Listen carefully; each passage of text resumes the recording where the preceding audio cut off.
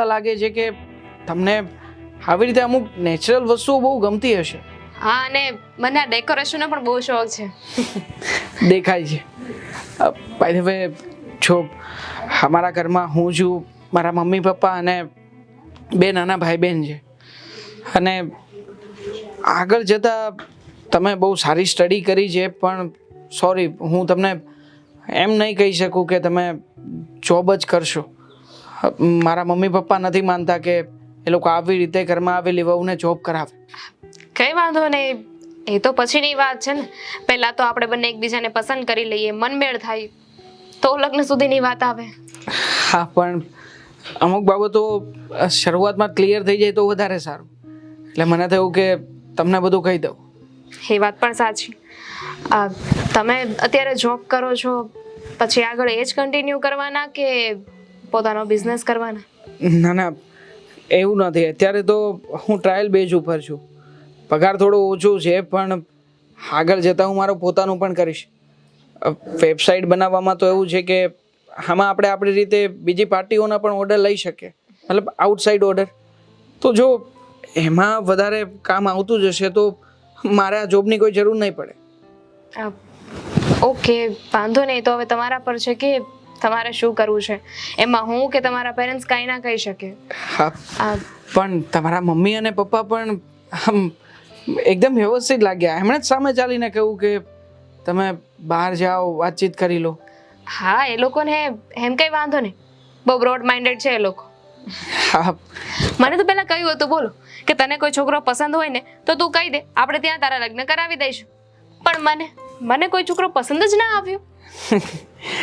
હોઈ શકે. મને પણ એવી છૂટ હતી, પણ હું આવી બધી વસ્તુમાં નથી માનતો.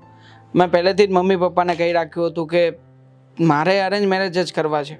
તમને કોઈ છોકરી ગમતી હોય અને તમે કહેશો ને એ જગ્યાએ જ જઈશું, વાતચીત કરીશું, જોઈશું, જાણીશું, સમજીશું. પછી આ બધી વાતો આપણે આગળ વધારીશું.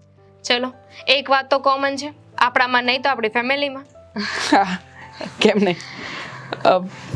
બીજું કે તમને આમ જ્યારે અમારી ઘરે આવો ત્યારે કદાચ એવું લાગશે કે અમારે જો ઘરનું ઘર નથી, અત્યારે ભાડે રહીએ છીએ, એટલે અમુક વસ્તુઓ તમારી જેમ આમ છૂટછાટવાળી અને બહુ સારી નહીં હોય. મતલબ અત્યારે મિડલ ક્લાસ ફેમિલીની લાઈફ છે અમારી. આગળ જતાં બધું આપણે તમે આવશો પછી થોડુંક અપગ્રેડ કરીશું. તો એ બાબતે બની શકે તો વાંધો નહીં રાખતા. તમે ફ્યુચરનું બહુ વિચારો છો નહીં? હા, પણ આપણે મળ્યા છીએ આપણા ફ્યુચરને સેટ કરવા માટે, તો પછી ફ્યુચરનો વિચાર કરવો એ જરૂરી છે ને. જો આમ કહું ને તો તમે મને ગમો જ છો, અને મારા તરફથી હા જ છે. બસ એકવાર તમારી અને મારી ફેમિલી વચ્ચે બધી વાતચીત થઈ જાય ને એ લોકોને બધું ગમે એટલે બધું બરાબર. ઠીક છે, તો હું પણ એ લોકોની સાથે વાત. God bless you. શું થયું? એ આ ઉપર હતા એ ભાભી છે મારા. ભાભી? હા, મારો મોટો ભાઈ અકસ્માતમાં મૃત્યુ પામ્યો હતો. ઓહ, સોરી.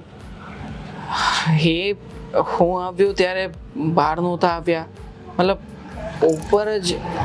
હા, એકચ્યુઅલી ભાભીને છે ને આમ ઘરની બહાર નીકળવું ના ગમે, એ પોતાના રૂમમાં જ રહે છે. અચ્છા, એવું છે. પણ તમને શું થયું? કંઈ નહીં. હું તમને શું કહેતો હતો કે આપણે થોડો સમય કદાચ આ વાત ડિલે થઈ શકે તો તમને કંઈ વાંધો નથી ને? સમજાણું નહીં મને. મતલબ થોડી વાર પહેલા તો બધું બરાબર હતું, તમે લગ્નની વાત કરતા હતા. બધું બરાબર જ છે અત્યારે, પણ મને હમણાં યાદ આવ્યું કે મારા મામાની તબિયત સારી નથી ને, એટલા માટે મમ્મીએ મને ઘરેથી કહીને જ મોકલ્યો હતો. હું ભૂલી ગયો કે મારે આ વાતની ડિસ્કશન પણ કરવાની હતી કે થોડા સમય પછી આગળ આપણે વાત ચલાવીશું. પણ આપણે ક્યાં એવું છે કે આજે મળ્યા ને કાલે લગ્ન કરવાના છે? બધું બરાબર તો છે? Are you okay? બાકીની બધી વાતો પછી રાખીએ. જઈએ. મને યાદ આવ્યું છે કામ પણ છે, હું મારું કામ પતાવવાનું છે. અંદર જઈએ. પણ સોરી, જઈએ અંદર આપણે. હા કેમ નહીં, કંઈક ખોટું નથી લાગ્યું ને તમને? ના ના કંઈ ખોટું નથી લાગ્યું. ચલો ચલો. અચાનક શું થઈ ગયું? તે બરાબર વાત ચાલતી હતી.